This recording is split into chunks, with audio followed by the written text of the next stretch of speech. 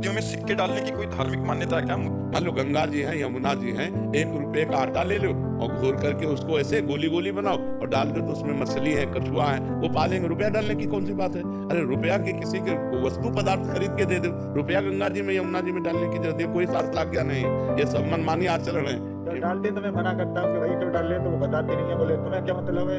गर्मी आ गई है तो गर्मियों में क्या उनको स्त्री जी को सुखद होना चाहिए और हवा लगनी चाहिए।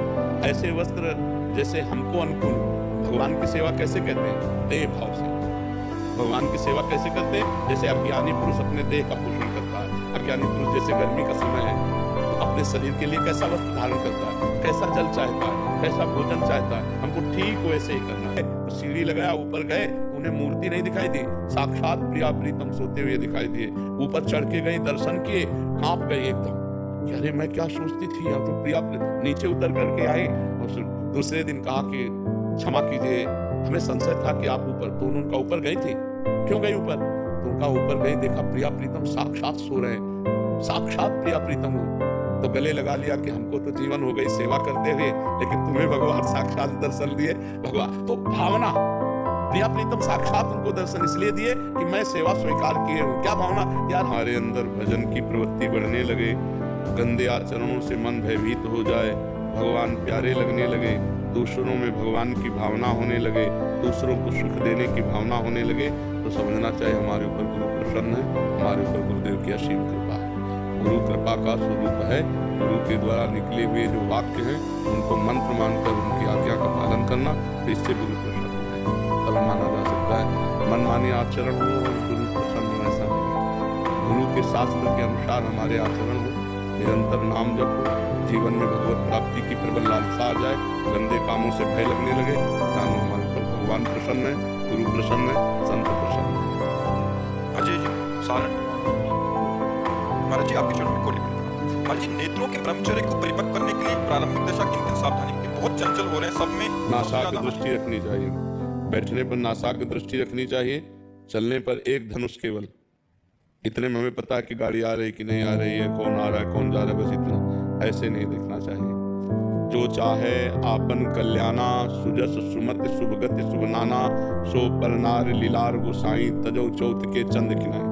जो अपनी शुभ गति चाहता है, मंगल चाहता है, कल्याण चाहता है, वो माताओं बहनों की तरफ आंख मिलाए नहीं। ये दैवी शक्ति है, भगवान की निज शक्ति हमको स्वामी तुलसीदास जी कह रहे हैं। भ्रष्ट होने में देर नहीं लगेगा, वो विपतित हो जाएगा, गलत आचरण वाला बन जाएगा। और जब बैठे तो ऐसे बैठे, शांत बैठे, अपने नेत्र को यहाँ देख, दोनों दृष्टि, इसे नासिकाग्र दृष्टि कहते हैं। ऐसे बैठे, बहुत गंभीरता की सावधानी की जरूरत है।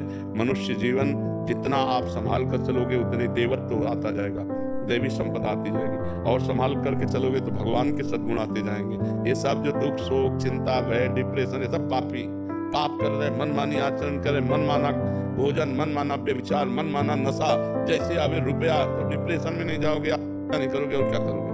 जब पाप बढ़ेगा तो करोगे तो क्या करोगे? परेशानी तो आएगी। अभी धर्म से चलो, नहीं हमें रुपया नहीं चाहिए, जो मेरी मेहनत की कमाई का 100 रुपया है, हम उसकी नमक रोटी घर में खाएंगे जाके, हम 500 रुपया एक्स्ट्रा लेकर के बेईमानी के रबड़ी नहीं खाएंगे। आप देखो कैसा बनता है। लेकिन तभी सब हाहाकार मचा हुआ है। और फिर ऐसे लड़के बच्चे ऐसे मिलते हैं जो आतंक पैदा कर देते हैं घर में, नाना प्रकार की कुमारगामी प्रवृत्तियों में बढ़ते चले जाते हैं। धर्म को मान कहाँ रहा है? रुपया आवे धर्म गया। अब आजकल का समय बहुत विचित्र है। पहले था कि धन गया तो कुछ नहीं गया, स्वास्थ्य गया तो कुछ गया, लेकिन चरित्र गया तो सब कुछ गया।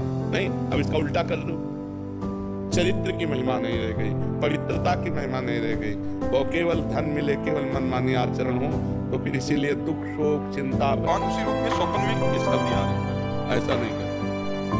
भगवान की ज्यादा लीलाएं सुनना, भगवान के लिए ज्यादा चिंतन करना, तो तुम महापुरुष हो जाओ। तुम साधारण बात समझते हो, केवल प्रश्न करना सहज है। भगवान की लीलाओं को ज्यादा सुनना, भगवान की लीलाओं का ज्यादा चिंतन करना, और भगवान का नाम चिंतन करना, और फिर ये अधूरापन होना कि भगवान की लीलाएं हमारे स्वप्न में नहीं आती, कैसी बात करते हो? कितना भजन करते हो, कितना भजन करते हो, कितनी लीलाएं करते हो, कौन से पुराण का अध्ययन कर लिया, कौन से शास्त्रों को श्रवण कर लिया? बोलो, कौन से बैठ करके संत चरणों में तुमने सब शास्त्रों का श्रवण किया? कितना नाम जप करते हो, कितना कीर्तन करते हो, कितने घंटे शास्त्र स्वाध्याय करते हो? केवल बच्चा प्रश्न कर लेना सहज होता है, ऐसे मर्यादा भगवान की लीला की खंडित होती है। यहाँ तो ऐसा लगता है कि जगे ना, सोते ही रहे। स्वप्न में जो आनंद भगवान देते हैं ना, हाँ, कभी विशेष आज कहाँ भी नम्रता है। पढ़े लिखे लोग अपने मम्मी पापा से ऐसा व्यवहार करते हैं जो होना ही नहीं चाहिए, बड़ा मृदु व्यवहार होना चाहिए।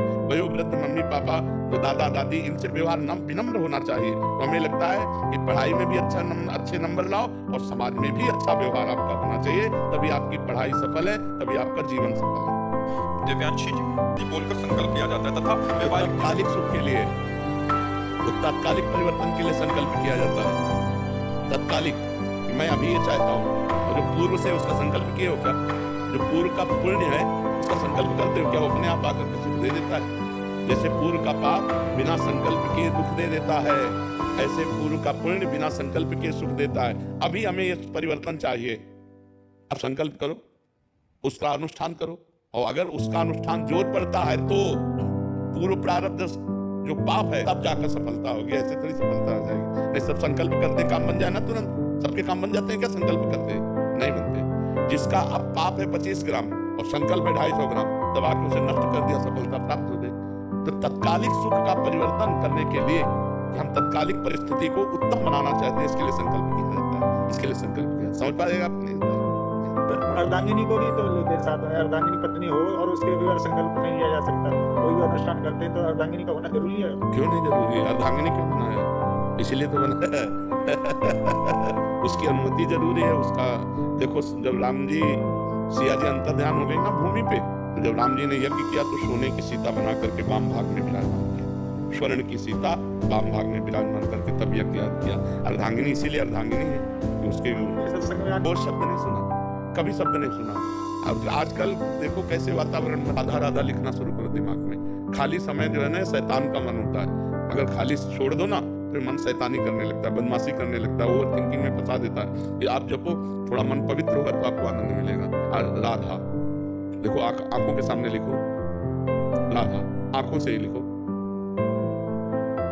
राधा, लिखा आप बार बार राधा राधा राधा राधा, ये ऐसी दवा कि लोग पर लोग सब मिल जाएगा। हाँ, राधा राधा राधा राधा। अब आके वृंदावन में आए हो तो मंगल तो होगा ही, भगवान और संत दरबार में आने से मंगल तो होता ही है। मंगल ना होता तो आप क्यों आते? डॉक्टर के पास जाते, जादू टोना के लिए जाना पड़ा। भगवान वचन पूरा करते ना। अब वो जो गांव के लोग बैठे थे वो घबरा गए, उनका महाराज आपने बहुत गड़बड़ किया, आप यहाँ 2-4 संत रहते हो, ये कितने आदमियों को काट डाला है, इसका कोई बिगाड़ नहीं सकता। गंगा किनारे की बात थी, बोले यहाँ का बादशाह है, तो आपने बहुत गलत जगह। तो हम मन में तो सोचा कि गलत जगह इसने पंगा ले लिया है। सुबह हम गंगा स्नान करके अशोक वृक्ष के नीचे, उस समय भी जटाएं थी, शांत पद्मासन में बैठे थे कि खुल खुल पत्तों में जूते की आवाज आती है ना, मुझे लगा कोई आ रहा है। तो तुरंत कनेक्शन लगा, हमका कल वाला वो पुरुष तो नहीं है। तो ऐसे देखा तो वही था। एक बार मन में, मनुष्य होने के कारण एक बार मन में ऐसा लगा कि